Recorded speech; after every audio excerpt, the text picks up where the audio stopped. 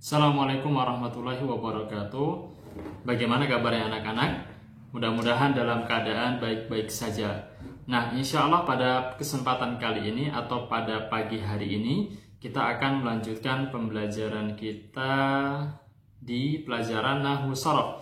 Dan insya Allah pada pagi hari ini kita akan coba beralih ke bab kedua. Kalau kemarin kita sudah belajar tentang fi'il nahi atau fi'il larangan, fi'il yang digunakan atau kata kerja yang digunakan untuk melarang seseorang dari melakukan sesuatu, maka pada kesempatan kali ini kita akan belajar hal yang sebaliknya, yakni fi'il amri. Fi'il amri atau fi'il yang digunakan untuk memerintah seseorang. Kalau kemarin kita sudah belajar tentang fi'il yang digunakan untuk melarang seseorang, maka pada hari ini kita akan belajar seputar fi'il atau kata kerja yang digunakan untuk memerintah seseorang. Baik, kita mulai belajar kita ya. Pertama, fi'il amri. Fi'il amri terdiri dari dua kata, yang pertama fi'il dan yang kedua amri. Fi'il itu sama seperti yang kita jelaskan pada pembahasan lalu. Fi'il itu artinya kata kerja. Kemudian amri artinya memerintah. Kalau kita gabung berarti fi'il amri adalah kata kerja yang digunakan untuk memerintah seseorang untuk melakukan sesuatu. Jadi fi'il amri itu tugasnya adalah memerintah seseorang untuk melakukan sesuatu. Seperti misalnya duduklah, atau minumlah, atau tidurlah, atau diamlah, atau bacalah, atau misalnya makanlah, dan sebagainya. Jadi intinya fi'il amri adalah kata kerja yang digunakan untuk memerintah seseorang untuk melakukan sesuatu. Baik, kita akan beranjak ke rumus fi'il amri. Perhatikan ya, rumusnya itu sederhana, yakni huruf ta di permulaan fi'il mudhari diganti menjadi alif yang berharokat kasrah i, dan ujung kalimat disukunkan atau dimatikan. Ini rumus sederhana untuk fi'il amri. Mungkin anak-anak Bapak masih pada bingung, makanya yuk kita lihat contohnya supaya lebih jelas. Kita lihat contohnya. Pertama ada dua kolom. Kolom fi'il mudhari dan juga kolom fi'il amri. Nah, contoh misalnya fi'il mudhari'nya kan tajlisu. Ya kan, lihat perhatikan. Tajlisu di awalnya itu ada huruf ta. Kemudian di ujungnya itu su. Tajlisu. Baris di ujungnya itu hidup atau dhammah, tajlisu. Kemudian fi'il amri kita lihat ijlis.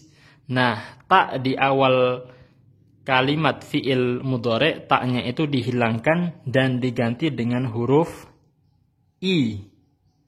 Diganti dengan huruf i. Ta'nya dihilangkan dan diganti dengan huruf i. Nah, kemudian sin yang ada di ujung itu disukunkan atau dimatikan. Bisa dilihat bedanya kan? Kalau yang pertama bacanya tajlisu, yang kedua bacanya ijlis, bukan ijlisu. Karena sin yang ada di ujung itu dimatikan atau disukunkan. Sementara sin yang ada di fi'il mudhari itu dihidupkan. Nah, gampang ya. Jadi ta'nya itu dihilangkan diganti dengan i, dan di ujung kalimat itu dimatikan atau disukunkan. Maka artinya sudah berubah. Kalau yang pertama artinya kamu duduk, maka kemudian sudah berubah menjadi kata perintah, duduklah. Nah, gampang kan? Kita lihat tuh contoh yang berikutnya misalnya. Misalnya tashrabu. Tashrabu. Lihat, tashrabu artinya apa? Kamu minum. Maka kemudian fi'il amrinya bagaimana? Nah, tanya dibuang diganti dengan i. Kemudian ujung kalimatnya dimatikan. Jadinya awalnya tashrab jadi awalnya tashrabu jadi ishrab. Ishrab. Kuncinya cuma dua, nak. Ya kan, tanya dihilangkan, kemudian diganti dengan i, dan kemudian ujung kalimatnya dimatikan. Gampang ya? Jadi artinya sudah berubah dari tadinya kamu minum menjadi minumlah. Oke, kita lihat contoh yang selanjutnya supaya lebih paham lagi ya. Contoh misalnya ada kata tadhabu. Tadhabu fi'il mudhari artinya kamu sedang pergi.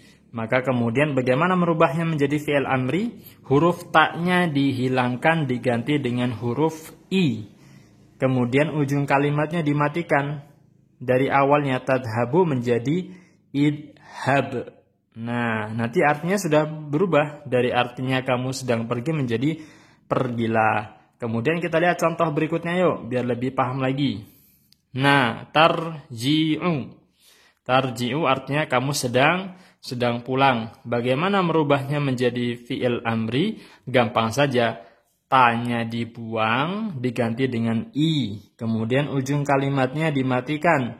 Dari asalnya tarji'u, kemudian menjadi irji.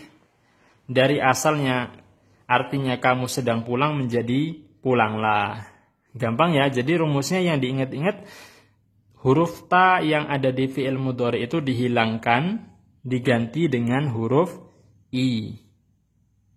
Kemudian di ujung katanya disukunkan atau dimatikan. Lihat, asalnya tadhabu menjadi idhab. Asalnya tarji'u menjadi irji. Gampang ya?